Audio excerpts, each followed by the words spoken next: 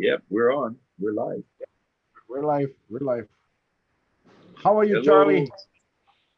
Doing fine, my brother. Doing fine. It's a little hot and muggy here in Wailua House Lots, man. I gotta tell you, it's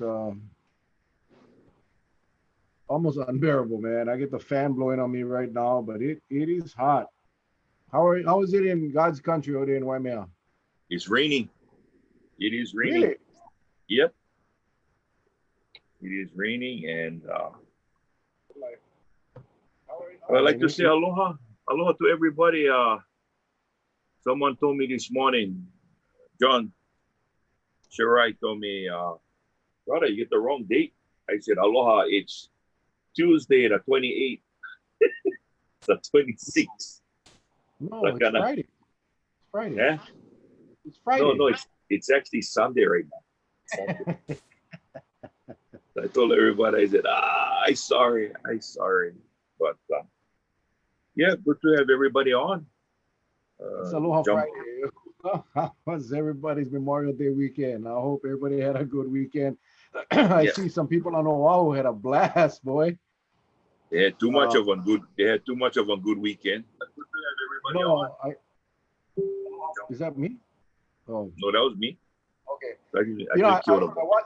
I watched the news tonight, and they were showing clips from all over the country, the Memorial Day celebrations, and uh, some people just don't get it. Some people just don't care. Some people are selfish. Some people just um, asking the virus to go and take over their communities. I just, for the life of me, Charlie, I cannot. It's one thing to have your ohana come over to your garage and cook out, but hundreds and hundreds of people, no masks, no social distancing, drinking up, sucking them up, uh, shoulder to shoulder. I, I guess some people, like, they interviewed one kid. He said, I ain't worried. If you worried, just stay home. That was his comment. Like, if you're scared of this virus, just stay home. Well, they don't realize that their actions can affect others, and regardless of how bad you think this, don't do it for yourself. Do it for others. That just baffles me as I watch those videos from around the country. And then, of course, Honolulu had the big party. And then they leave the trash behind. I don't get it, bro. I just don't get it. Well, back in the day, I don't know. I guess enforcement is a little different in today's time. Back in the day, oh man, we get somebody burning like a big bonfire on the beach. Number one, if they don't snuff out the embers, always gonna get somebody walking along the beach at bingo to get burned feet. And Yeah. so we used to make the guys pick up everything, even the charcoal. Make sure they put them out, and we take out. If we get shovels in the back of our car, we make them actually shovel them up and to clean them up because that's how it was back in the day. And the other problem is the nails, because they're using those pallets from the Yeah, stores, and then yeah, they set yeah. that on fire, and that all the nails are left behind. I just, I just thought we were better than that. That's all. Well, I think for the most part, everybody think it's a rite of passage, yeah. That hey, they don't care. And you know what? I come to the reality that people are always gonna be that way. But Yeah. if I can get the word out to, make sure that my friends are safe, I plug my message. In fact, somebody told me, go, hey, no waste your breath. I put out a Memorial Day message, right? This person told me, hey, no waste your breath. They're not gonna listen. I says, as a former DUI officer with Maui Police, on duty, off duty, one life is one too much that gets taken from one DUI accident as a Mhm. result of a DUI. So I told this person, at least I gotta try, put the message out. I said, who knows? Maybe one day gonna be you walking across the street when DUI gonna whack you and kill you then. But gonna be too late. You're not gonna know anyway. Yeah. No, I mean, that's again, I mean, I think a lot of people think this is a waste of time. I think a lot of people think that we pissing in the wind. Sometimes it feels that way, you know. Yeah. But at the end of the day, we hope that our message gets through to certain Hmm. people, the ones that want to hear it. You have the choice of coming on. You don't have to watch us. You don't have to read our posts. But it's really the message is clear. Yeah, we kind of concerned about our island. We're concerned about our families. We're concerned about our kids, our friends, and uh, I understand some people think that we should be opening up already, and we are, and we are. Um, and I understand that, but at the same time, if you look at the trends throughout the country and throughout the world, I mean, look at Brazil today. Horrible in Brazil. We got a friend in Brazil whose wife is getting treatment for cancer up there, and wants to come home, but the place is bad, and it's bad because they're not following the rules. They showed the president walking down the street and kids running up to him and hugging him and taking selfies. Nobody had any masks. So anyway, it's a serious thing, and hopefully the message gets across. Wow, my daughter Nikki is on tonight. I am stoked. I am actually really now. I gotta watch my language. Anyway, we have Senator Kouchi in the waiting room. We're gonna go ahead and bring him in. I want to thank Senate President Kouchi. There he is. He's just like a regular now over here. He's like he's trying to find the unmute button right now. Yeah, there. He is. He just hit it, I think. Hello. Hey, there Hello. he is. Here he is. There he is. Welcome, Senator Kouchi. Thank you for joining us again. Um, how is it going, sir? Well, I guess today's biggest news, if you saw the COVID-19 committee canceled most of their hearings, there was a meeting with Kathy Sukugawa, the head of the City and County's Department of Planning, and in, I guess, trying to get the information they needed, there was a feeling that they had to convene or at least have the potential for the investigative committee discussion of subpoena power. But because the regular COVID committee consists of the same members as the investigative committee, the legal opinion was anything said in front of the regular committee could be used as the evidence in anything the investigative committee then called on. And there's concern about perjury and other kind of liability. And so they wouldn't appear without any attorneys. We had a good meeting with the governor. We feel we've got resolution to getting the information we need. The investigative committee won't be necessary. And I think you'll see the investigative committee resume meetings later in the week. And hopefully will continue to be as productive as they were last week, Tuesday, with Chief Ballard, the Attorney General, HTA, and Department of Planning for the city, and really finding a cooperative way for interagency cooperation as we continue to try to be more effective in implementing the quarantine policies. Well, I got to ask. The Senate has been very active and aggressive. I haven't really paid much attention on the House side, but on the Senate side, I have. And the Senate COVID-19 committee has been very, very active and aggressive. Why?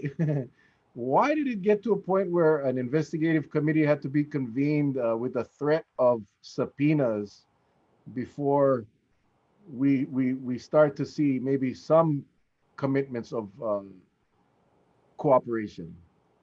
Well, as a regular follower, you know that the meetings sometimes get passionate, and people are all trying to do their best, and maybe some things that were said that you probably regret having said, and that in turn draws a response. And at the end of the day, this isn't the way that we want to go forward. I really am very optimistic that we have a much better understanding of everybody wanting to do the best job they can, and we're going to work towards making that happen. And having to threaten each other about how to get that done isn't going to be productive for anybody involved. So I'm just pleased with the outcome today. I hope we follow through on all of the things that were discussed, and we'll be able to resume getting information out to the public, but everybody treating each other in a respectful way. And again, aspiring to the kind of things that were achieved last week, Tuesday. Ron, it seems from the comments that's been received from prior uh, prior shows. One of the things, and it kind of it's very pronounced when we notice in the comments, is that I guess with problems in communication, for one, it causes a delay. Then with the delay, everyone's looking at the recovery of the state and how it's going to be accomplished. And I think one of the things they brought up is, right now we cannot decide how we're going to handle the influx of tourism. So, I've always said from the first time, and I think some have agreed, that it's just the messaging. I guess got to be a better message that goes out to to get everybody on board, especially the citizens of Hawaii, because right now everybody is just really skeptical, and even when we're not on air, just the comments that roll in on just a regular post, and what can the people look forward to? I mean, I know you folks trying really hard, yeah, but what does the recovery look like? We're hoping for a more in-depth discussion about the orange or red, orange, yellow, green, blue, and how do you transition through the zones. I think you're seeing a lot more activities now opening up because of 3 days of zero.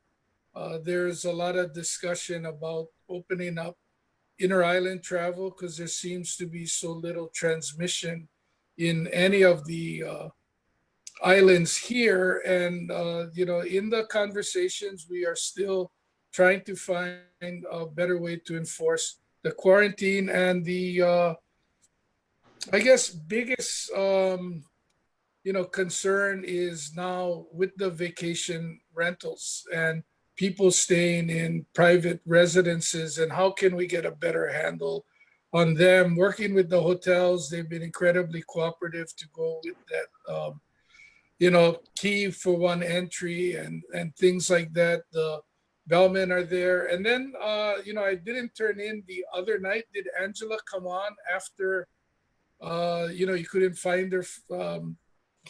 What was that, Saturday night? Yeah. Unfortunately, Angela Keene had to go to the ER at 6:30 that night, and was in ER and could not make it. So I should, we did wish her well on the next night, but yeah, I'm we're just hoping saying, to get her back on. I hadn't heard of them before, and so seeing, how they've partnered with law enforcement and using social media and everything else, I think it was good to have that conversation come out that, if you provide the information, we'll work with you, and we're all trying to keep our island home safe. Now, Yeah, if go go ahead. ahead, Mel. No, go. Another thing that was kind of interesting when we brought on Adjutant General Hara. We talked about those 1 and 2 type, pop-ups, and because it doesn't seem a lot, he used a term which kind of made my eyes open. He used a term that it was based on community spread, and that's what we were always worried about. Yeah, that once the virus is embedded in the community and spread within the community. But I'm sure that because the numbers are so low, it's manageable. But what's your take? Should once tourism open up or travelers open up on a larger scale, you got that to deal with. Now you got other numbers to deal with, especially quarantine numbers to deal with on a very very large scale. What does what do you folks foresee? Well, I don't know specifically how many tests are available, but at a press conference last week, Dr. Anderson talked about a much greater ability to test. I would hope that whether, what Lieutenant Governor Green is talking about, where they test before they come, ideally would be, what I think should happen, just like going through TSA and having the metal detector and your bag going through the x-ray machine, getting the test before you come, would seem to be not just ensuring the safety of all the passengers on the plane, but certainly for the airlines ensuring the safety of their employees. But I know places like Vienna would charge, I believe it was $200 if you took the test, and then you could avoid the 14-day quarantine, much like buying TSA to have an expedited security line. If we had visitors who would take the tests and wait for the results. So whether it's a 1-day quarantine, 2 days, depending on how quickly we could turn around the test. We don't have enough rapid tests available to do that. I think we're given enough supplies to do 120 a week. But on the other tests, we now have the labs stood up here, so you could get the test turned around quickly, and you can't, without FAA or some other federal guidelines, require it. But I think if they could avoid the quarantine, a lot of people would voluntarily say, I want to opt for that choice. But it just seems the most important thing is testing. Well, today on the House committee, there was this doc. I hope I'm pronouncing his last name correctly, Dr. Bonham, and he brought up the point about the same thing that the lieutenant governor talked about, and pretty much what everyone else feels, and that is pre-testing prior to getting on the plane to come to Hawaii. But with some flights, especially on the East Coast, if they have multiple hubs, right? You get tested back there, and say you stop over in California. Where does the clock start from the time that especially if you're coming from another country, and there are multiple stops along the way. That's what they're kind of talking about, because the testing is not a vaccine. Yeah, it's more like, okay, I left New York and I'm negative, but from New York go to Chicago, and then Chicago to LAX to Hawaii. Somewhere along the line, someone picks them up, they become asymptomatic. I think the question arose is, if they were to do that, when would the clock start to tick as far as when the person comes out with the negative results to allow them to fly into Hawaii? Well, I guess though, Charlie, the best answer I have for you is no tests is It's perfect.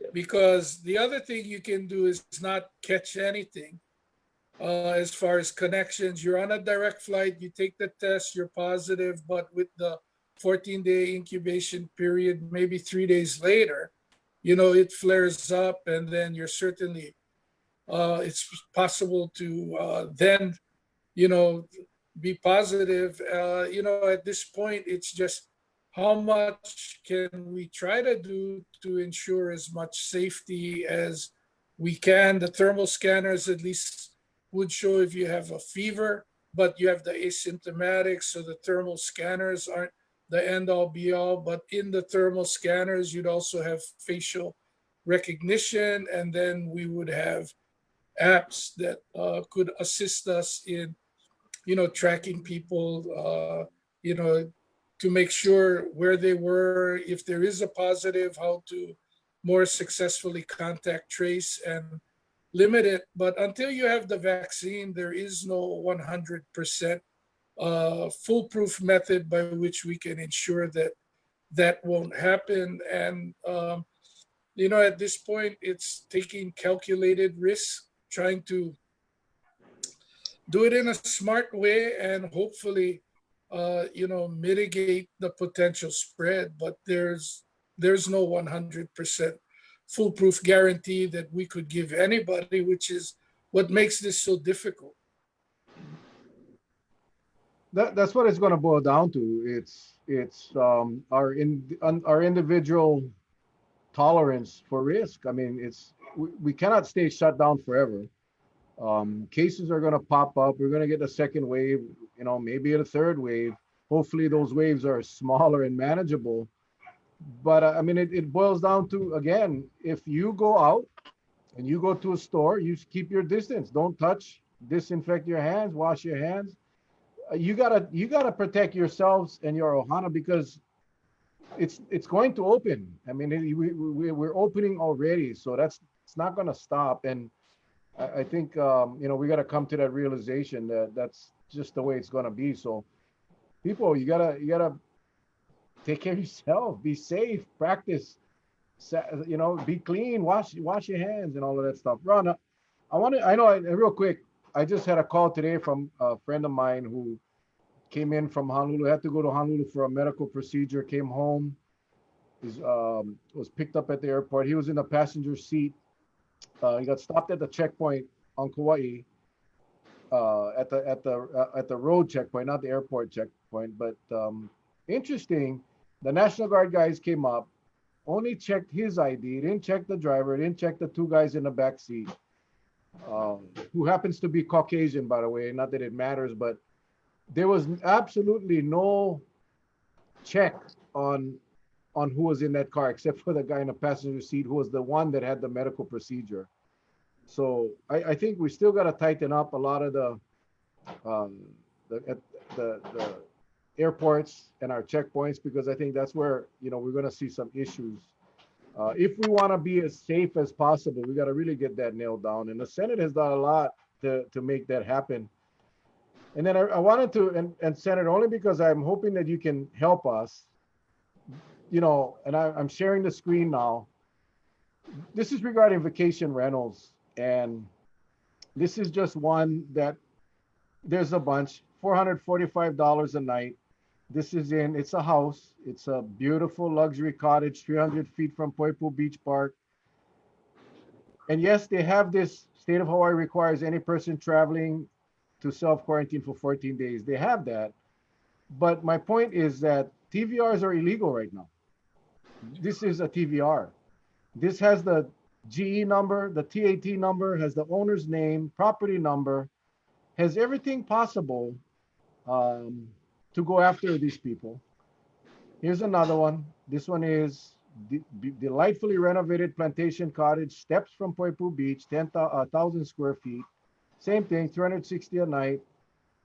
And you got the owner, property number.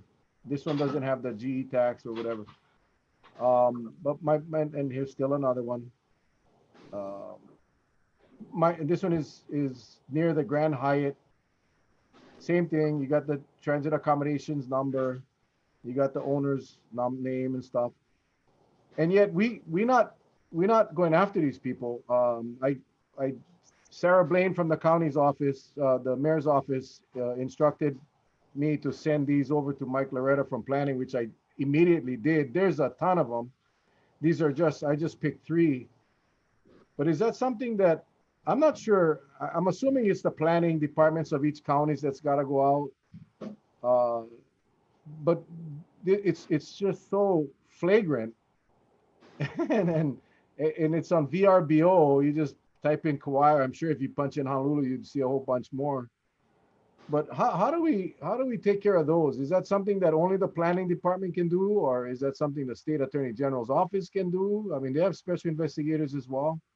But I think if you get the information to the state attorney general's office, they could follow up. But when you have the declaration form And if you're visiting friends or relatives, one thing that the counties can do, because it's their database, is look at the homeowner's exemption.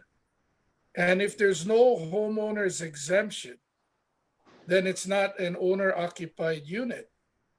So if it is a friend or it is a family member residing on Kauai, when you go up to the house to check, someone should be able to produce like a 6-month or 12-month lease agreement because they're a long-time resident. If they can, then the address was used as a disguise for a vacation rental to go there. And but it's really one of the ways that you can identify, as far as vacation rentals and things of that nature. And so that's why we need to partner with the counties and work cooperatively to make it happen, because they have some databases available to them to do this. I didn't have a chance to see the meeting with Kathy Sokugawa, but Chair Dela Cruz was reporting that there are some things with registration and other items, and they're expecting to introduce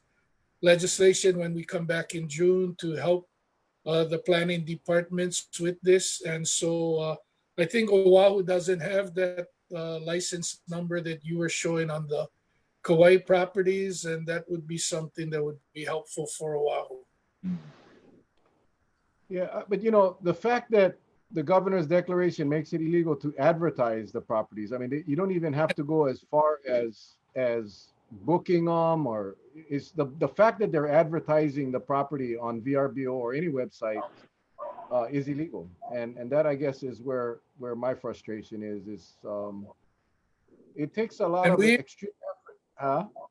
No, and Kathy Sokugawa has called, platforms on Oahu to say, please take your advertisements down. There's, representatives for VRBO, who come to speak on their behalf at the Capitol. I'm certainly going to follow up again and call them and say, your clients are doing this, and it's very problematic. And certainly there's not going to be a lot of aloha next time around when they come, when there's such blatant disregard for the safety of the residents here and the laws that we have. Well, thank you for that. I mean, that has always been an issue in my book, and I'll go follow up on these myself tomorrow. I wasn't aware it was so blatant. It was posted on Facebook. I was tagged, and when I went to look at it, I was just kind of surprised at the arrogance, I guess, of these people. Just like they don't care. And I'm assuming that the penalties are no different. It's still a $5,000 penalty, or a year in jail for the owner, for anybody that advertises it. So. I'm going to have a heart-to-heart tomorrow with Justin, our prosecutor, and see if he can lend a hand. You talked about you guys going back into session pretty soon. One of the big discussions and the numerous requests I got to ask you tonight was the rainy day fund. Can you share a little bit about how that came about and what the plans are going forward? Sure. The counties have been doing a bunch of programs, during the shutdown, and the feeling was that they were best suited to deploy in a rapid way money that was needed. Senator De La Cruz, I got to tell him I'm busy with Mel here. Hey, send him the Zoom link. He can come on if he wants. I thought just Patsy went and grabbed her phone because she thought it was her phone. Well, let me send him the link and see if he wants to get on here.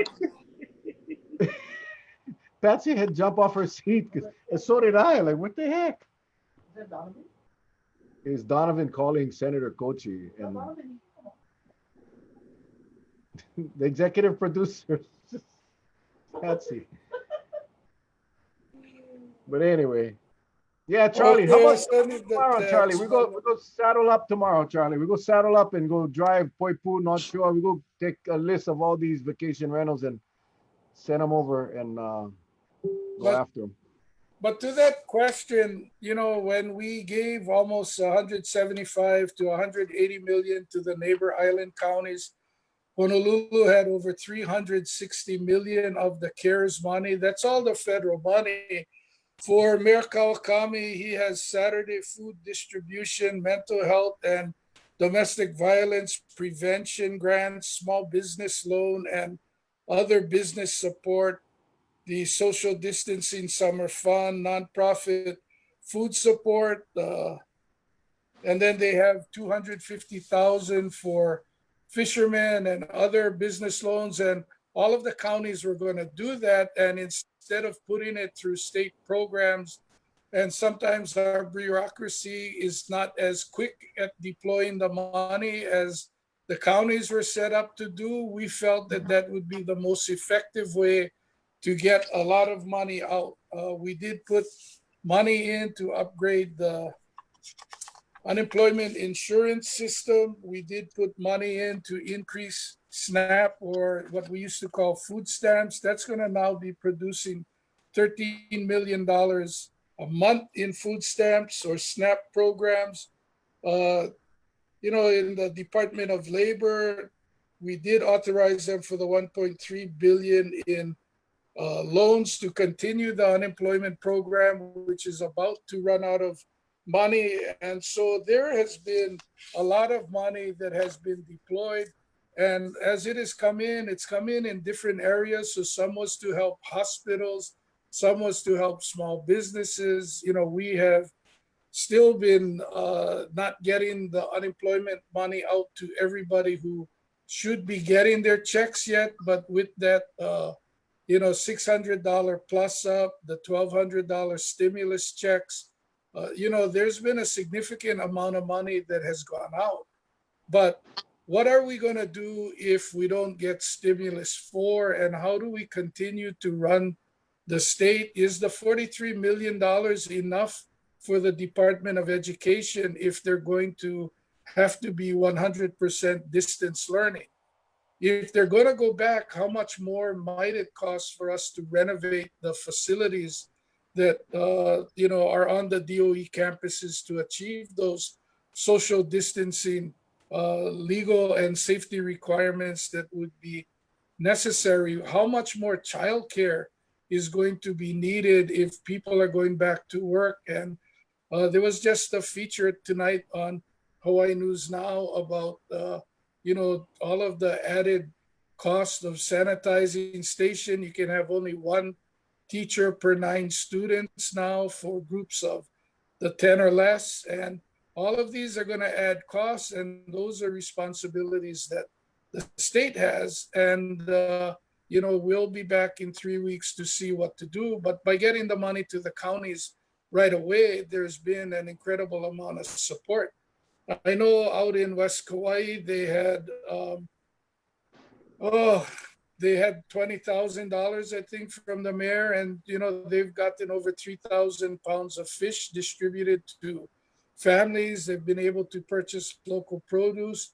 Yoshi out in Kilauea was successful in one of the Department of Ag grants, and he's got $460,000, which buys produce from local farmers here on Kauai, and then he is distributed out to the community. His budget anticipates to be able to do this till the end of December. These are all funds that have been deployed and are in use right now. And with the counties, they are able to then partner with Hawaii Community Foundation or other agencies, the food banks, to leverage the money so that $1 becomes $3 for every dollar that we have.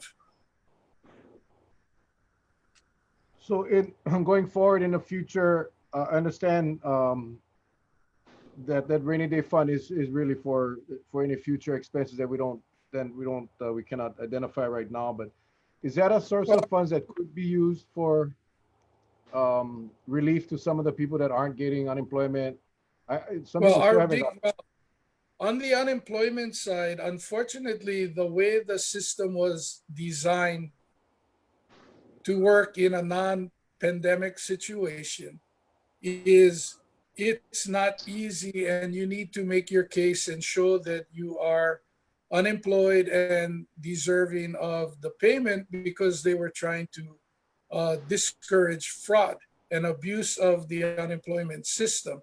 In this current environment, it creates a problem, but in the federal rules to the unemployment insurance agency here, they need to do their due diligence before they can deploy the federal money. So we can't take any of the federal money and then just give it to somebody who hasn't gone through the system and prove that they have that. Now, could we use it for supporting the food banks or other kind of food drives? Certainly, again, childcare, that's something that we could look at. And there are other areas, and our biggest concern is if we don't get a stimulus four to help us plug the budget difference, then it's going to be anywhere between $1 billion to $1.5 billion, depending on which economic report you want to read. And they may say we're going to allow you to use some of stimulus three with less restrictions, and it would then shore up the budget to be sure that the state is still able to deliver on all of the services that everybody relies on now from each and every department. If we do get a stimulus four program, then we would quickly deploy that money to a variety of uses in the community and fill those needs. Okay. So let me ask you something. Some have asked, knowing what we have gone through in this last 2 months, is the state ramping up to better prepare themselves for something like this should it happen again? Because it seemed pretty obvious that it was pretty large of a task, and it a lot of things were done really on the cuff, because these kind of things just don't pop up. But is the state ramping up to be better prepared the next time should something like this happen? Well, first of all, at the airports, if the thermal scanners are put in at all of the gates, then we have a much better system already than we had at the onset of COVID-19. The Department of Health has signed the agreement with the University of Hawaii Nursing School. So we will soon have 200 additional contact tracing qualified nursing students coming out of the program. The next class is anticipated to have another 100 students. And then at the community college level, Kapiolani will be the flagship of the community colleges, but they will stand up all of the community colleges with some level of contact tracing. And then, we will have test kits that will be more readily available. PPE will be more readily available. And in part of the state of Hawaii's plans, as well as the detailed plan that Mayor Kawakami has, it would be to be able to stockpile and have available PPE. I believe as we resume operations, PPP is going to be part of the new normal of doing business safely.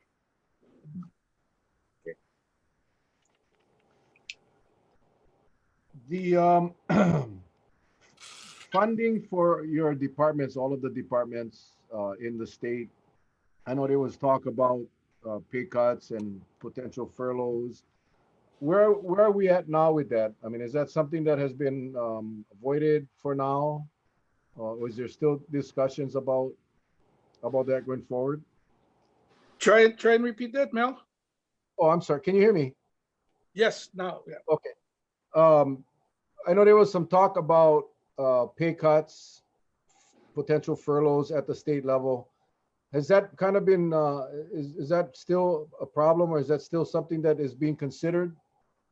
I think that report from Craig Hirai to the Ways and Means and Economic Development Committee shows that if there isn't some increased economic activity soon, the state just simply isn't bringing in enough money to balance the budget, and some other things are going to have to be done to deal with it. Whether it's something like a furlough, or where are areas that we're going to say we need to stop providing service and eliminate that to get our costs down, are certainly things that are going to have to be looked at if we don't have an improved economic outlook soon. I don't expect you to know this, but I think you probably do. What is the TAT losses so far, or what is the last number that you remember as far as just a transit accommodation tax revenues because of the hotels being shut down? Well, I think they were saying that we're down over, 500 million last month and this month. And so, at that point, perhaps half is TAT, 200 some odd million, the other from general excise tax activity. But the TAT is almost down to zero. We have, very limited guests, and as they find out that we're more efficient in having the quarantine on hotel rooms, again, they're finding alternative accommodations. And I know Senator De La Cruz was talking about the one where you can rent the couch and all these. I mean, there's so many different ways online to go find accommodations. Yeah, that is going to cause a problem going forward, and something that we got to really get a handle on, because now that filters directly down to the counties, and I know not much has been said even at our county level about what the financial impact of the TAT will be. I don't know. I'm pretty sure that the counties are going to get close to zero, because the state's not generating any, and that's a huge chunk of money for especially for our county. That's about the state share of TAT too. Zero. Yes, that's what I mean. So, a percentage of zero is still zero, and of course the GET increase, the surcharge, that'll impact the roads on Kauai, but the TAT, a lot more different uses of the TAT than there are for the general excise tax surcharge. So it's going to be some tough times going forward, some lean times going forward, and everybody's going to have to tighten up the belt. $25 million request by Young Brothers, just was on the news tonight. They're asking for a bailout. Are they asking the state, or are they asking the feds? They're asking the state with the CARES money. And is that a allowable use of the CARES funds to assist? Well, I would think it's an allowable use, but the initial request is at the PUC first. I mean, they're asking us as well, but we need the PUC and the consumer advocate to go through. They need to verify the numbers. If the loss is due to, as they say, 50% drop in cargo since COVID-19, we have some hard choices to make. We're island state, and if not Young Brothers, and we don't give them that money, then how do we get the goods delivered to all of the neighbor islands? They already said that if they don't get the relief, then they're going to have to actually reduce the routes, and that is going to hurt a lot of us, especially the neighbor islands. We're going to definitely feel the pinch. Probably increase prices. So tough times. But I think that increased prices are just a fact of life. When you see restaurants beginning to reopen, at least on Oahu on June 5th, but at 50% capacity, now do you come back with half of your employees and you're not paying half of your lease rent? So are you able to make your monthly financial goal with that amount of people. There's been so much talk about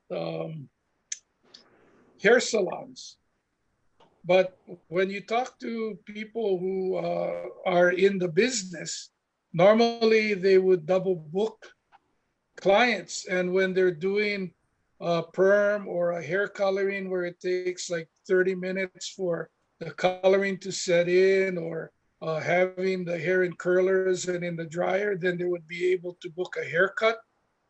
And with social distancing, if you don't have a big enough facility, then you're losing a big chunk of the business that you used to have to keep yourself in business in the old way that it worked. The other thing they tell me is that the cleaning solvent they need to use or disinfectant takes 10 minutes to make sure that it dries so that the chair is safe for the next customer.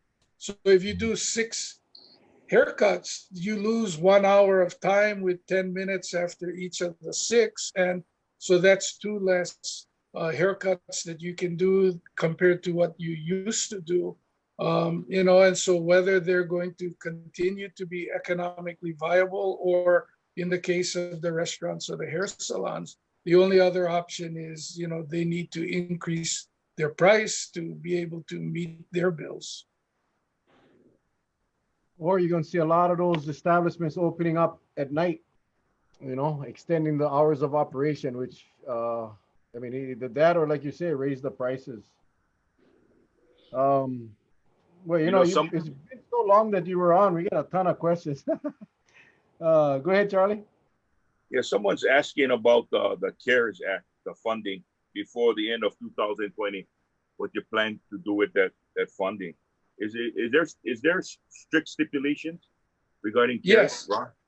Yes, there is strict stipulations. The most important is you cannot pay for anything that was in your budget prior to March 1st. And it has to be COVID-19 related, which meant for the state and the counties, you can't use it to say, I need to pay for all of my, in the county's case, fire or police personnel. The overtime wasn't budgeted, so you could make the case to pay for the overtime, but you can't plug your revenue hole that COVID-19 has created. And that's part of the reason why we've held up money in the rainy day fund, because if stimulus 4 doesn't pass, then they may say they're going to relax these restrictions on stimulus 3, and it would allow us to help plug some of the revenue holes so that we don't have to start eliminating services to the residents. Okay. Ron, can you, I know you've been mentioning stimulus 4, stimulus 3, and I think some of the viewers are taking the stimulus as the $1,200, but the stimulus packages are much more than that. No, the $1,200 was in one of the earlier correct bills that they had passed, and they wanted to get those checks out right away to everybody. Or maybe I guess that the 1,200 was in stimulus 3 with the PPP and everything else, and then we have what we refer to as 3.5, which increased the amount of money for the PPP because it went out so quickly, and it added money for hospitals and first responders in the 3.5. Right, but I just want to make it clear that the packages include much more than the stimulus check. It is no, stimulus 3 contained $2 trillion of support for a variety of things.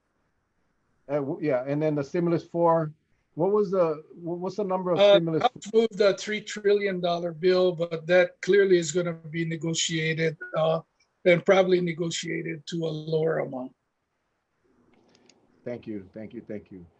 Inner island quarantine. The governor says he's going to lift it, but he didn't specify a date. Any insight? I know Lieutenant Governor was on last week, and he said it won't be before the middle of June. Does that sound about right? I think with 3 consecutive days of no positives, there's an opportunity. It may be sooner. I look, June 1st is Monday, so maybe June 5th is that Friday. Maybe it could be as soon as that. But whether it's the 15th, the 5th, we'll see. I know there are a lot of conversations back and forth. I know each of the mayors have their own personal concerns about how to ensure, the safety for the residents of their counties. And that all needs to be worked out to where people feel, as General Hara had said before, that we're taking a calculated risk that, has a lot of safeguards in place, that we think we're doing something as safely as we can for our community. And then I did see Kalani's question about the lifeguards. I can only assure him that Nadine and I have been talking to Chair Case about it. But again, the DLNR funds that they collect from all of the visitors that come through have been down to almost zero as well. And so these were, the kind of funds that wound up paying for the lifeguard services. They were in the budget before March 1st. And so we can't use any of the federal money to stand up those lifeguards. So we're hopeful that we're going to get, a stimulus for it to help state and county governments. But clearly with some of the drowning issues in the past on Kauai, it's a very big concern, but it just is challenging because the source of funds for that program is almost nothing now. All right.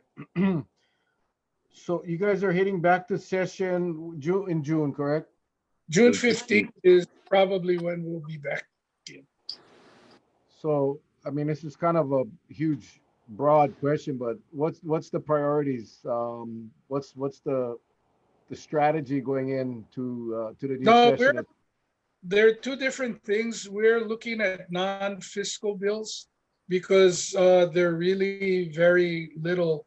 There's no money available to fund bills that require money.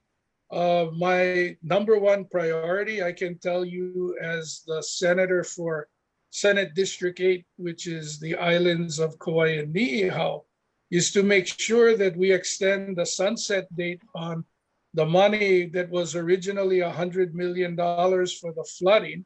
And we still have almost 40 million in the account.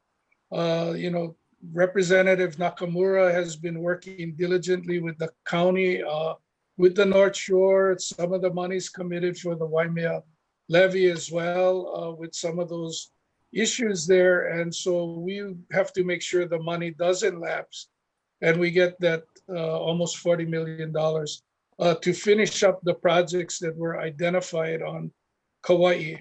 And then we'll see what happens with the federal government. Hopefully they will have made a decision on that stimulus 4 package that would allow us to continue to then move the rest of that money out of the rainy day account and deploy it where it needs to be.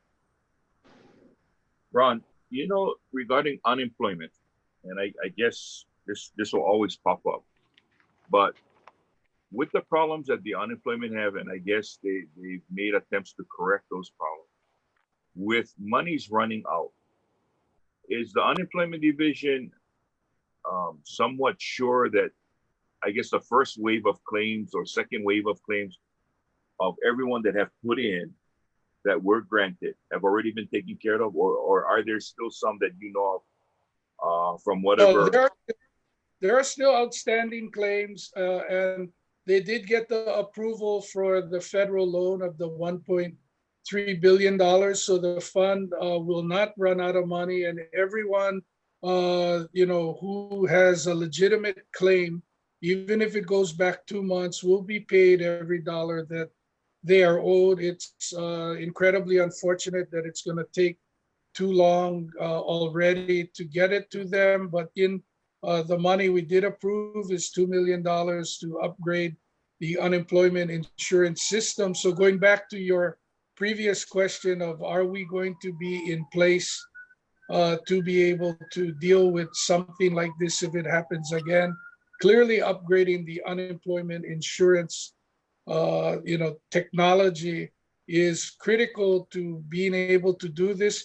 Second, we've got so many state employees who have now volunteered to go in and help unemployment insurance. Should this happen in the near future, we'd have volunteers ready to come in. The other thing we put together is training manuals in how to deploy the employees and get them the proper training. What are the different tests that need to be done? And so we wouldn't wait 5 weeks before sending, the extra 150 to 200 people to help unemployment. They'd be right there. The other thing I can tell you is on Friday morning or Thursday evening, the memo went out from the Senate clerk and the House clerk that for those employees who do not report to the Capitol, please go back to the convention center and continue to work with the unemployment office to continue processing the claims. And so our employees who can go are currently at the convention center with other state employees continuing the volunteer effort to assist the unemployment insurance personnel who are there. Okay. Perfect. I know the last I heard, and it was probably a week or so ago, I think they had paid out 70+% of the claims. I don't know where they're at now, but I mean, to think that there's still 30% or 25% of people that never got a check, that's kind of scary, and I understand the food drives are increasing. I mean, more and more people are doing food drives, and I know once somebody just posted that, why do local people have to show proof of residence or proof of hardship to get food? And we were talking to someone that was doing one of the county's food drive here on Kauai over the weekend, or maybe it was Friday. I can't remember what day it was. Saturday, and they require all these documentation, and in fact had more food than people. And I think that's something that we got to look at. That if there's a need, we should be giving the food out, because there's a lot of people that are struggling, and I can't imagine Honolulu. And things are opening up now, so I mean, I think more people will go back to work. But Senator, have you heard any for those businesses that are reopening? You think they'll be able to meet that threshold to break even? I mean, are people still active when going out to dinner in a restaurant? You think they're going to be afraid? No. There, more than half of the residents are still concerned and reluctant or hesitant to go out when they've been polled. In meeting with the governor today, on the national statistics, 70% are not ready to get on an airplane and fly. So even if we were to say we are reopened, come to Hawaii, it's not going to be in the numbers that we saw before. And I'm clearly not advocating we do that right now without better protocols in place. But right now, the consumer confidence is not high, but you see some of the beach scenes across the mainland, and that beach party last night on Oahu or Sunday night. And, clearly there are some areas where the large groups are gathering, but as far as going back and resuming, their normal spending habits, buying habits, it's going to be a while before people feel it's safe. The other thing that's important in watching the news reports last night, well, we're talking about reopening the economy. We need to get more visitors here than the trickle that's coming in now to get the economy going. But the hotel workers are very clear in their message too. You can't expect us to go back to work if you don't create a safe work environment. And what are the best practices you're going to put in place? What are, the equipment or PPE and other kind of things that will be provided for employees that ensure that they will be safe when they go back to work. And I think that that's another big problem is how do you get employees to feel confident that they could go back to work. And toward that end, I certainly take my hat off to the employees who have shown up to their workplaces to ensure we can get essential goods and services. I heard, and I can't remember if it was that hospitality consultant. What Vieira, is that his name? Yes, Um, Keith, Rivera Vieira. I Keith think it was Vieira. him. I think, yeah, Keith. I think it was him that said it's going to be about 6 years. And I know I came from some source, and for some reason I'm thinking it was him. But 6 years before the hotels will start seeing the numbers pre-COVID. So it's going to be interesting. And it's going to be a tough 6 years if that's the number. Well, the other When thing that may be part of the new normal is if testing and some of these things are going to be required and the individual flyer is going to be responsible for the cost, then air travel is just going to be more expensive with the safety things and everything else. And, you may see only a higher end visitor able to travel. that actually leads me to the question that has been popping up. When do you envision the pre-flight testing? Um, that I mean, You I would just need assume to know that you have enough of it. I know that,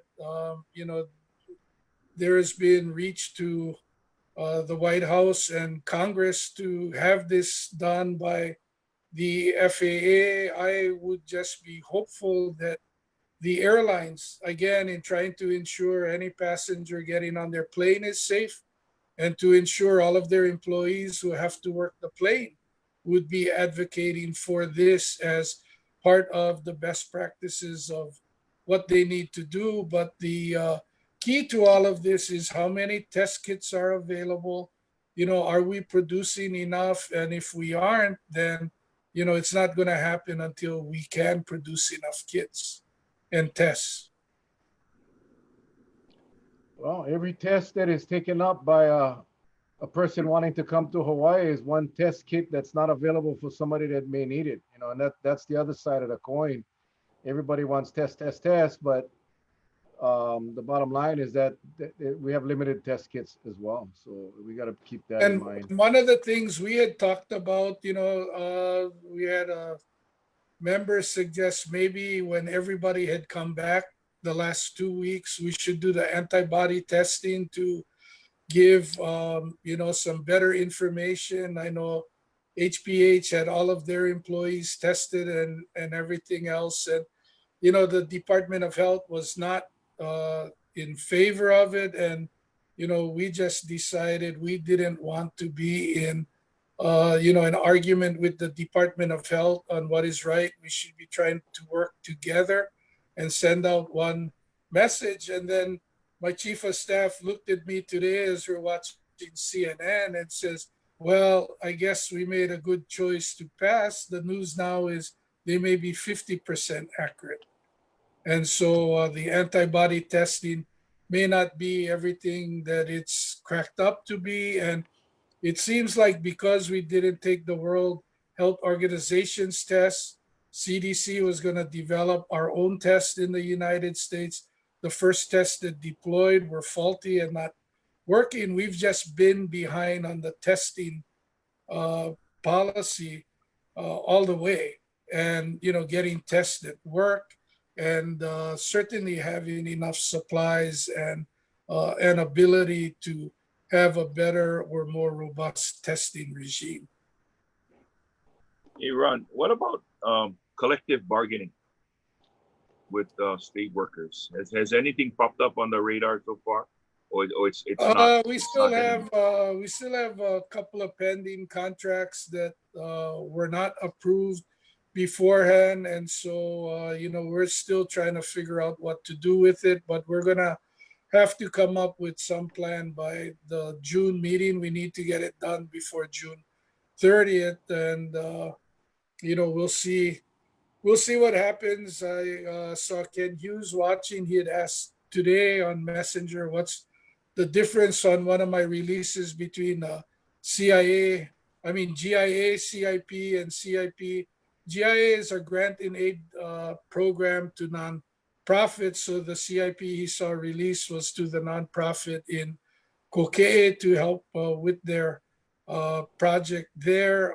The CIP is in our normal general obligation bond projects. And I did want to be sure before I left here, and I know we're getting to the top of the hour, I had announced that we had $500,000 for Chiefess Kamakahele Middle School, and I believe the title said renovations. And somebody asked, well, why there? Aren't they relatively new? Ironically, they were going to have a big 20th year celebration this year. But at 20, Chiefess is still one of our relatively new schools. But what that $500,000 is for is to create a 21st century STEM library. And as the libraries, as we know it, become obsolete, we need to convert these libraries to make them meaningful and useful. And I know you had a program with Kevin Matsunaga and some of his students, and this was really inspired by the national award-winning digital media students that are being produced at Chiefess Kamakahele Middle School. How do we give our students the resources and the support so that they can achieve, all of the dreams that they have as they aspire to become some of the best and the brightest? We have $500,000 for the Waimea High School library to be converted. We've supported STEM work at Waimea Canyon, Kauai High School, with Eric Shinseki's class, raised a lot of money and volunteer time. So we have a brand new tech center that opened the other year at Kauai High School. And Kapa'a High School was fortunate enough to be the test campus when they rolled out all of the technology. So our three high schools have or are about to have great technology support and give our students the opportunity to be competitive with anybody in the world. Okay.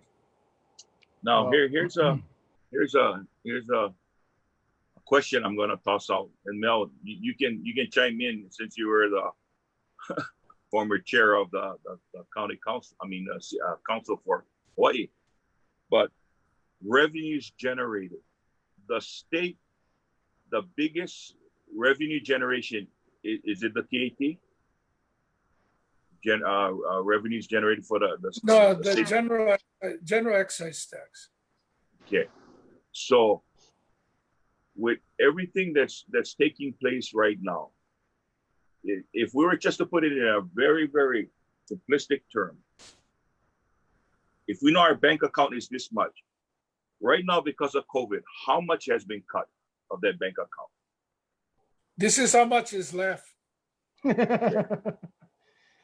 Yeah, I did see a note from Dr. Miskovich. He said the CNN story was something on the mainland, but so far Hawaii's has been 99.5% accurate on the antibody testing. So maybe we should have bucked heads with DOH and got it done after all. But happy to see the information and be corrected before I say that too often. Mm-hmm. Yeah, that's always been the problem for me anyways, is trusting what comes out of the Department of Health. But I just wanted to say, Ron, because Charlie this asked one was from CNN though, but anyway. yeah. I think I trust Miskovich more than I do even CNN. But anyway, Charlie's question about collective bargaining, and I gotta say this because, when there was a threat of furloughs or pay cuts, and the unions all came together to tell the state legislature and the state administration how damaging that would be to the economy. And I, this, Ron and Charlie, everybody knows that I've been pro-labor. I'm pro-labor. But to me, right now, the best thing the unions could do, spend the same amount of money on that commercial that they spent to tell you guys don't lay off. Don't cut anybody's pay, and they should spend the same amount of money to do a commercial that say, you know what, during this pandemic, we're going to forego any pay increases until we can get back on our feet. That to me is leadership. And I know a lot of people are going to be pissed off because I said that, but you know, we have so many families, so many young families, so many old families struggling, no revenue, no income, waiting for checks, waiting for unemployment. And, you know, this would be the time if the union wants to, the unions want to show their support for the communities that they work in. Now would be the time to say, you know what, let's take all of those financial increases, all the fiscal increases off the table right now, and we can revisit them once the state gets back on their feet. You know, that would be the right thing to do.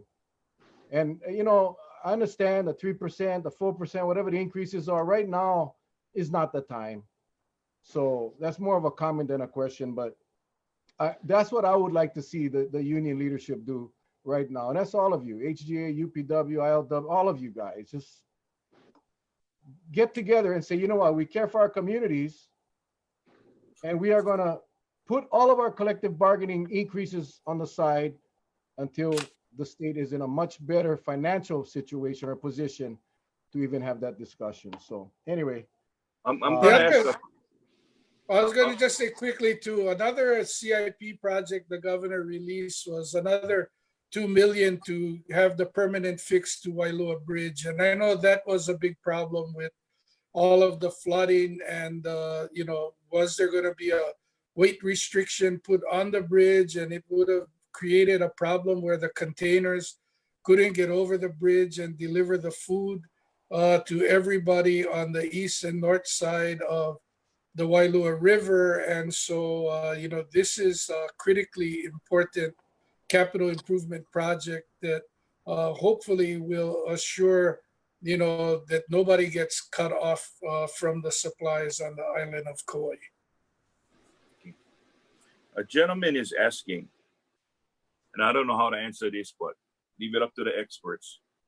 But he wants to know, why is the government borrowing 51.5 cents out of every dollar the federal spends? I mean, I don't know what he means by that, but he just posed that question. You have any idea, Ron?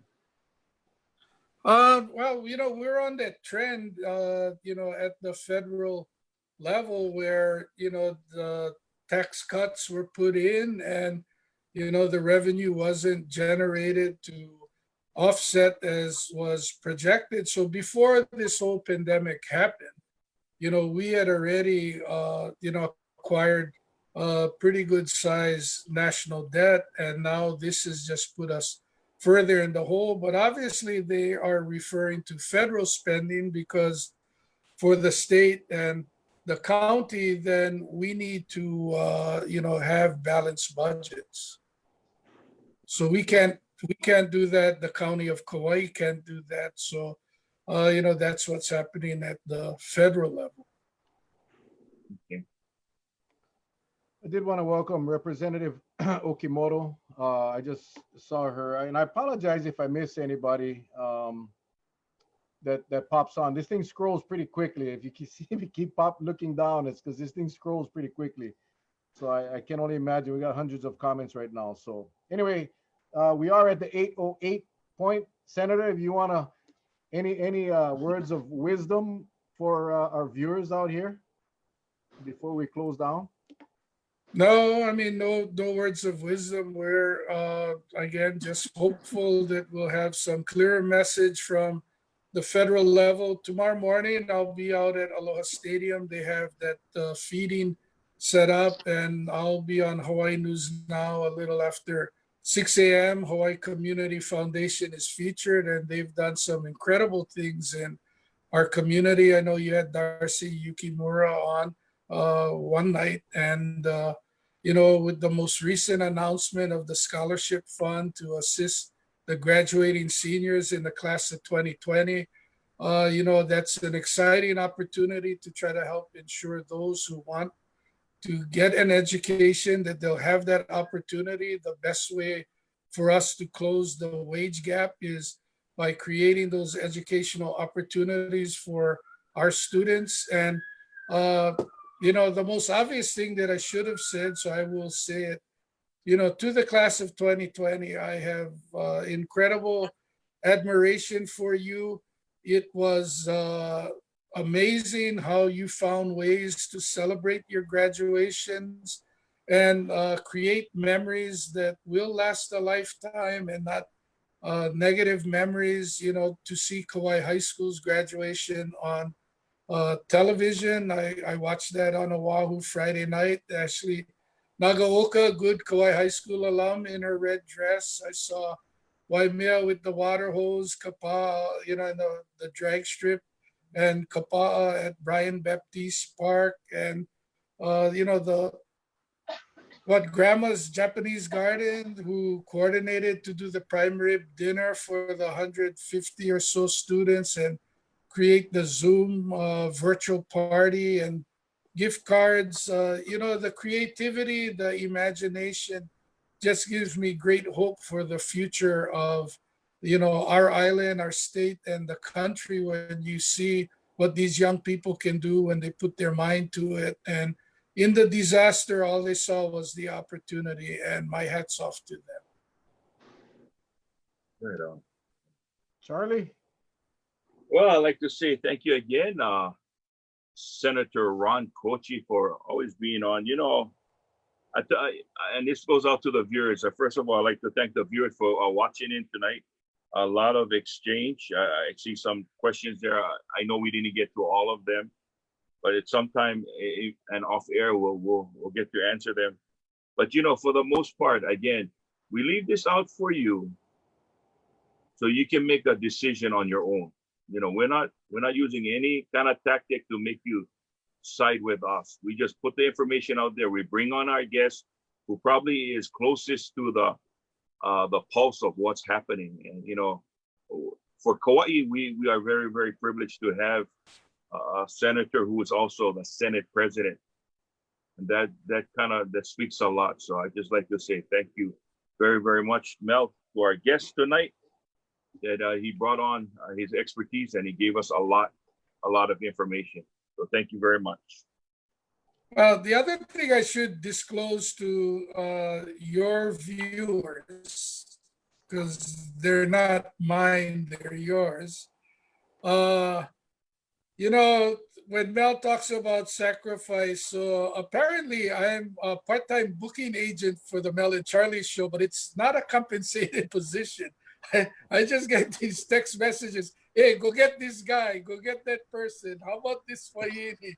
And, I got about a 80-90% success ratio. I don't have 100%. And I must say, I did take the time to sit in my office and watch General Hara. And, I saw the comments and everything else. And I'm just really glad people got to see his heart, got to see what kind of leader he is. And I can tell you, I truly enjoy working with him. The answers are direct. The answers are no nonsense, and he wants to make sure he can get the job done. So I'm glad we got him there, and now he's recommending to others in his area that you need to get on the show. It was really worthwhile and everything else. So I hope he gets Ali on the show. She's the one putting together and coordinating the whole red, orange, yellow, green, blue, matrix and everything else. I've had the chance to be in a meeting with her at the convention center that Saturday as she went through it, and she communicates well. She's a very sharp young lady. You think we can get, is his name Mr. Murakami with unemployment? I will. I'm still working on that. I will let you know. Like I said, I haven't been 100% yet. Well, you better hurry up because Friday is our last show. It's our Aloha Friday show. So yes, it's the last show for this week. Next week is a new week. And thanks, Ron. Thanks for all your help. Tomorrow night we'll have Bill Arakaki, DOE District Superintendent for Kauai. He's going to finally answer your DOE questions because we've been trying to get him on for a while. Thanks, Stephanie Ona, Charlie's lovely wife, for locking that one down. And then I spoke to Justin Kohler today. We've had a lot of requests to bring Justin on to talk about the prisoner release program. So he has agreed to come on. And I did want to also, Carrie Ann Shirota from Oahu messaged me and says, you know, why don't you get people with opposing views on your show? I said, we don't have parameters. If you want to come on, she's an advocate of the prison release program. So she said she can come on June 3rd or 4th. So I'm going to try to get her, Representative Okimoto, and Justin Kohler on the same show, and we can have a nice discussion about the merits of that program. So let's get ready to rumble. Well, it's all the 4th of July fireworks and, you know, the hospice in the sky, everything has been canceled. I guess you're going to provide the fireworks for the 4th of July. so I think it'll go well. You know, we just try, again, we keep saying inform and educate. That's what we want to do. You guys, you know, people freak out at the people that we get on the show. And I think, like you said, Ron, there's a lot of people that actually want to come and share their perspective. So, you know, we're open. Anybody's interested, you just got to pass the interview with Uncle Charlie over there.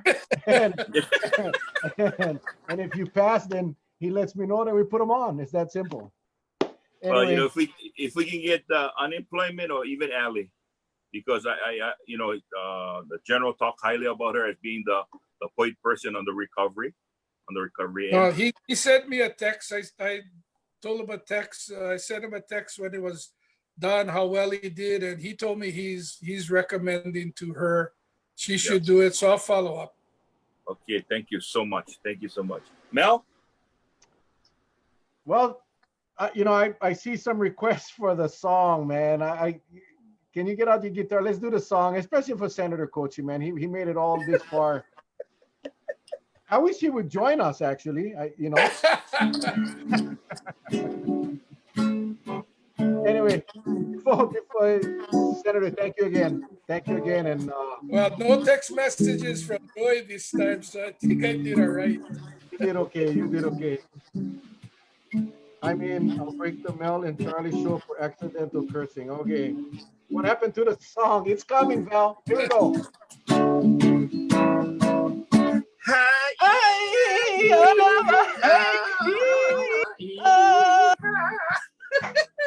Thank you.